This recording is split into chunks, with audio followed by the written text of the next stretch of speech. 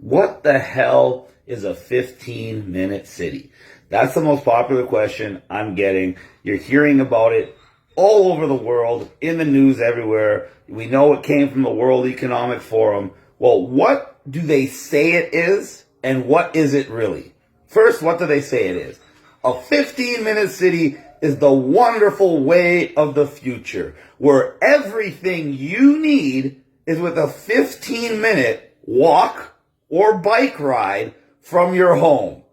Your cities that you live in right now will be broken up into 15-minute districts.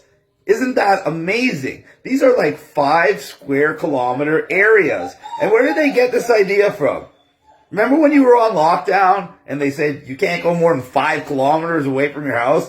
They were trying to get you used to the idea of a 15-minute city, because that's exactly what it's going to be. You're going to never leave your 15-minute district, and 15 minutes walking or biking distance. Not driving, because you won't have a car. You won't be allowed to drive. They're going to use the idea that these districts are pedestrian only to literally eliminate car usage for everyone but the elites in these cities.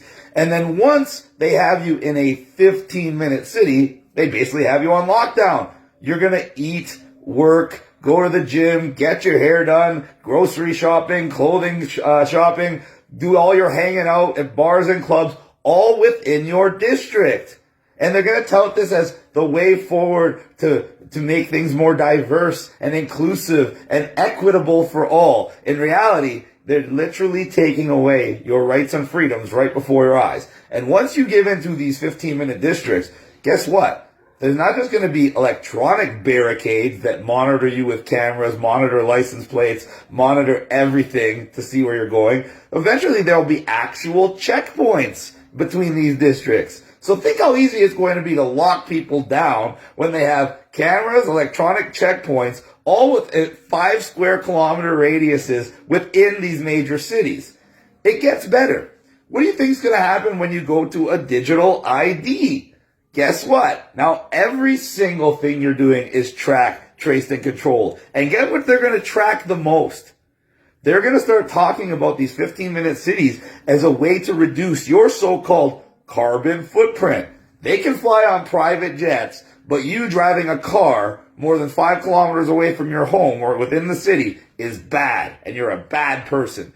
So now what you're going to see is they're going to try to get you on the scheme of tracking your carbon footprint. And they already have credit cards offering you this service to track how bad you are a polluter. It gets better. They also have now these ratings on food about how much carbon your food is. And guess what the number 1 carbon polluter is? It's beef. And that's why they want to replace it with bugs, to save the environment. And that's why these 15-minute cities are not just about killing your carbon footprint. It's about smallening your footprint in general, because you're not going to be traveling. You want to travel internationally? Go to Google Flights right now, and you can see a new feature. Every single flight tells you how much carbon emissions it will be. In fact, you can now even sort your flights by which one is the most carbon efficient. Forget duration, forget price, forget if it has connections or not. We're going to go by which one has the smallest carbon footprint. And why do they want to get you used to the idea that you're a good citizen if you track your own carbon footprint? Because guess what? Once they have a whole bunch of people, the majority, tracking their carbon footprint, now they can create monthly limits and allowances. So now you won't be able to get on that plane and fly where you want because you used up your carbon for the month. Oh, you want to buy steak? Sorry, you already bought too much meat this month. Your carbon allowance won't allow it. This is what the 15-minute cities is all about. It's about getting you on a perpetual COVID-style lockdown with perpetual COVID-style digital ID passports, whether they're vaccine passports or climate change passports that are seeing how much carbon emissions you're using, makes no difference. You're not going to be able to leave your district. You're not going to be able to travel internationally. You're not going to have a car. You're not even going to be able to intermingle with people outside of your district. You're going to like that girl that's 4 districts over. Good luck getting there. Do you have enough carbon allowance for the month? Is your electric scooter going to make it the 30 kilometers? Will you be able to get through all those checkpoints that they're going to have set up? Answer is absolutely not. And the best part is, the shitty areas are going to be relegated completely separate from the good areas. So when you're stuck in a shitty district, you're stuck in that district. So this is what a 15-minute city is all about. And this video needs to go viral all around the world because this isn't some conspiracy theory. Paris has already declared itself a 15-minute city. In fact, to show you how serious they are, they're even canceling flights that are between different cities in France because they deem them too carbon taxing. So now that you can only take trains to get from that point to point B. So they're already literally canceling entire flight routes.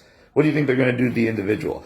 Ottawa is a 15-minute city now. Edmonton declared itself a 15-minute city. London. So it's virtually every major city around the world declaring this. And the first place to do it, by the way, we're going to talk about this, is Oxford in London. They try to create 6 separate districts, and they're already telling people they won't be able to drive between their districts or outside of their districts. They're going to set up cameras to monitor license plates to make sure that you don't drive out of your district. And they're actually setting up roadblocks and bollards. And people keep asking me, how do you stop this? And I tell them, you just say no. Well, how do you just say no in that case? Well, look at the people of Oxford. 94% of them voted against this 15-minute city scheme. And the city said, oh, we don't care. We're going to go along with it anyway.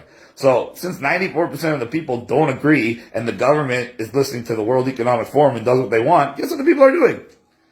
They're smashing the bollards. They're opening up the checkpoints. They're even pouring concrete inside the holes where the bollards were. So that's how you fight back. If the politicians won't listen to you and they're literally trying to take away your rights and freedoms and your ability to even travel from point A to point B, you have to step up and look after yourself. Have a nice day, everybody. 15-minute cities, the biggest scam, and it was all planned before the pandemic.